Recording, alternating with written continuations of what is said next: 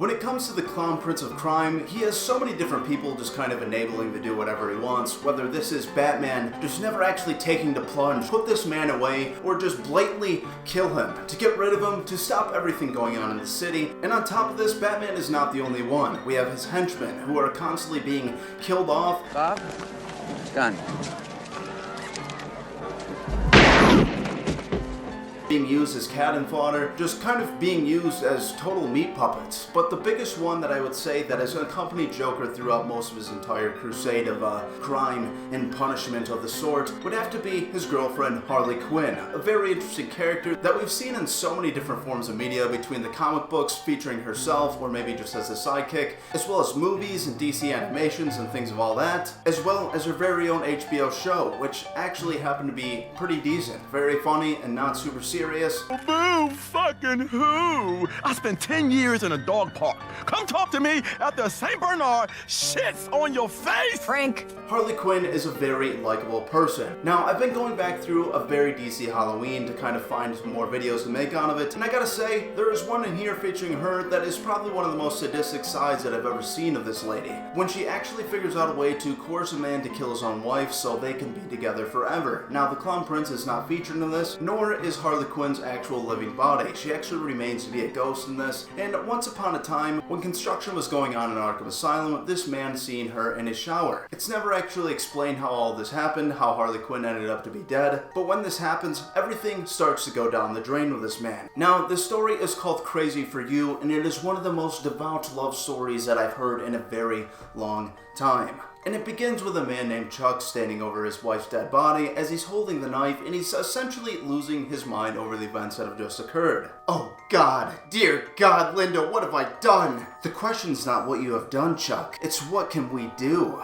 And the immediate answer is move. For starters, I'd like a better view, preferably one less post-apocalyptic. And as Chuck is losing his mind, we are greeted to Harley Quinn herself, standing in the window as a vague apparition just kind of looking out at the daunting and grubby Gotham City as she wants to leave, and she's not really understanding that Chuck is very devastated right now. This man has forsaken his wife in the most grotesque of ways. And as he's in these back rooms just kind of pleading for this all to be over and to make it some kind of dream, we see Harley Quinn walking over his wife's body and just kind of reflecting that he must have stabbed her about 20 to 30 times and how incredibly impressed she is by this. And as Chuck is just trying to remember what exactly happened, Harley Quinn actually is kind of critiquing his style. Gotta work on your style, I have to admit. But you really slice and dice the hell out of her. You really know the way to a girl's heart. Literally. Why were you with her anyway? Such a vanilla little thing. You deserve better. Lucky for you, I came along when I did. Major upgrade. Am I right? I'm so right.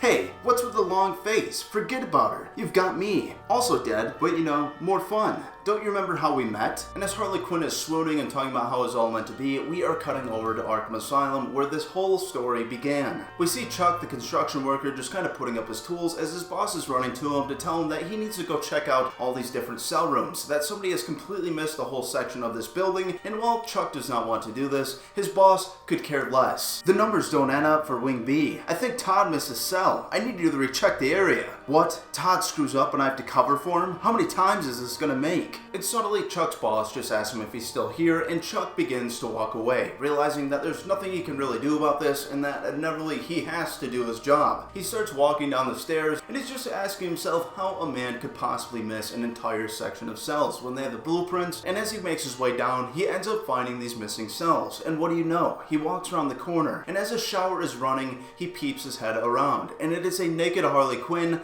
and she just begins to scream. Holy sorry! I'm so sorry, there's not supposed to be anybody here. What are you doing? And with this little flashback, we're cutting back to Chuck in his apartment as Harley is just continuing not to understand what grief this man is going through and the confusion running through his head. Pontificating about how romantic it was that he could actually see her apparition, that there have been many men before who could sense her, but nobody that could actually see her being. Two hearts as one, sociopath to sociopath, kismet, fate, whatever you call it. You were the one who saw me. In the shower, by the way, you naughty boy.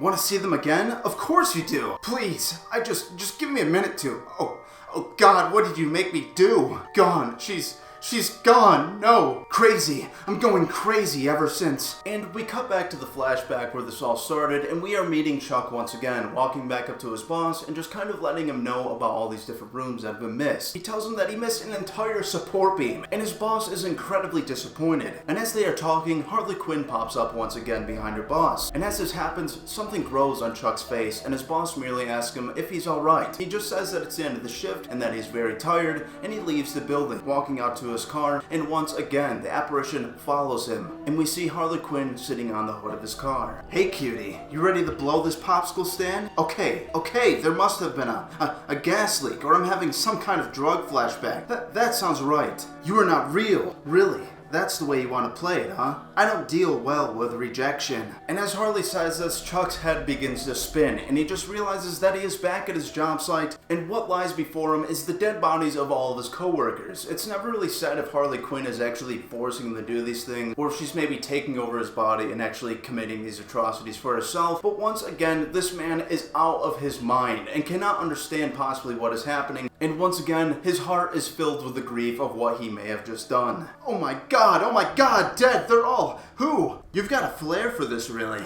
I am impressed. You even smell like a working man. Rawr. Should probably use the shower before we... And Harley plucks this little eyeball off his lapel, and the man absolutely loses it. He is in a screaming fit, and he cannot stop, and Harley is just essentially over this, even though she's kind of done this to this man's life. I don't know if he's a real sociopath, like I said, or if he's just being controlled, but she just could care less. She just kind of says it's not like this is the first time that you've ever done this before, and she leans in close to the screaming man, and she tells him, I control the vertical, and I control the horizontal. I told you that I didn't handle rejection very well, and I had to teach you a lesson. And she leans him for a kiss, a very uncomfortable one, as this man is clearly stiffening up and not actually trying to receive such a deal after, killing his own wife. And Harley's just merely kind of asking him where they're going to go next. She grabs him by the arm, and she's all smiles and happiness, and when Chuck is still just kind of looking down at the ground, just thinking of these insanities that couldn't possibly be going on, and just kind of remembering his wife for who she was, and Harley just kind of jumps in the window, and she just still does not understand. She calls him a drama queen, and she asks him why he's still so upset, that she thought they were actually past this, which... How could this possibly be? She begins to start telling Chuck that she doesn't really care if this man likes to knock around women to get his motor revving. That if this is something she needs, she can bring him all the girls that he needs to do this with, and that she is a lover of watching these type of events. And Chuck just kind of skitters over to the corner, and he's just asking why him? Why me? Why would you make me do this to the woman that I love? Hold it right there. You chose me. You're the one who brought me home. You're the one who, well, come on. You were stacking corpses like you were born to it. You liked it. And Linda, that was a gift for me, right? And it's not even Valentine's Day. You need me. It'll be just like in the movies. I'm the Bonnie to your Clyde, the Alabama to your Clarence. And as Harley just continues to go on and on and on, not really allowing this man to kind of feel the emotions that he needs to be a human, Chuck realizes that this is never going to end, and he inevitably just bursts out the door, and he just begins to run throughout the yard. And this just doesn't really matter, as Harley Quinn loves these little types of games, and she can't really understand that this man has absolutely no affection for this woman, or the fact that he never wanted to meet her in the first place, and she just kind of sits in the window, puts her arms under her chin, and swoons at this man, saying that they can play games for the rest of their life, forever and ever. Now, that is the end of the story. It's a very strange one, maybe not quite the best thing, and I don't know if you guys are going to be happy with your vote at this point, as I do think the Walking Dead one would have been a better choice, but we'll eventually get to that as well. But overall, this is another story from a very DC Halloween, and I believe this is the third video, and I think you can kind of tell that all these are kind of written by some smaller writers, besides one, James Tynion, the man who created the Truth Department, as well as a ton of different stories, and he actually has the most mediocre story in this whole thing, which is very surprising, as the Truth Department has been a graphic novel that has been absolutely blowing my mind. But anyways, this sinister story of Harley Quinn as a ghost, kind of making a man commit murder, or maybe not, maybe just kind of haunting him for the fact that he's done this and actually kind of loving the situation, lends itself to be one of the more interesting stories in this book, and something a little bit funny, as Harley Quinn just never really accepts that this man is not going to just get over the fact that he's just stabbed his wife 20 to 30 different times. But anyways, everybody, thank you so much for watching. I hope that was was semi-enjoyable. This is definitely kind of an easier video for me. It's probably not going to take me too long to edit, but I'm trying to,